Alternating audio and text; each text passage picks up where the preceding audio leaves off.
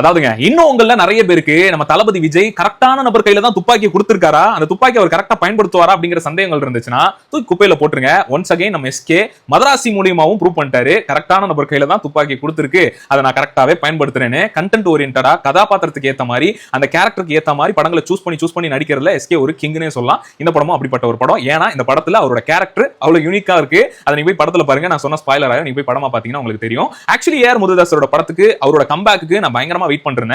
அவரோட படங்கள் சொன்னா எனக்கு 3 விஷயம் மிக முக்கியமா ஞாபகம் வருது. அவரோட படத்துல இருக்க யூனிக்கான ஒரு ஃபேக்ட், அதுல வைக்கிற ஒரு டீடைலிங், அப்புறம் லைவான லொகேஷன்ல அவர் எடுக்கிற ஸ்டண்ட் சீக்வன்ஸ், அதுக்கப்புறம் ஆக்ஷன் சீக்வன்ஸ் எல்லாமே இந்த படத்துல பீக் தான். அதுலயும் வித்யூ ஜமாலுக்கு செகண்ட் ஹாஃப்ல ஒரு செம்மையான சீக்வன்ஸ் வரும், அது அவ்வளவு நல்லா இருந்தது. பீக் வில்லனிசம்னு கூட சொல்லலாம். இந்த படம் ஓவராலா லவ் சார்ந்து தான் இருக்கு. அதனால அந்த படத்தோட லென்த்தும் அங்கங்க ஒரு சில இதெல்லாம் பாட்டெல்லாம் நம்மள டிராக் பண்ற மாதிரி இருந்தாலும் இது அந்த கதை அதோட மையத்துல தான் இருக்கனால அப்படிதான் போய் ஆகணுன்ற மாதிரி இருக்கு.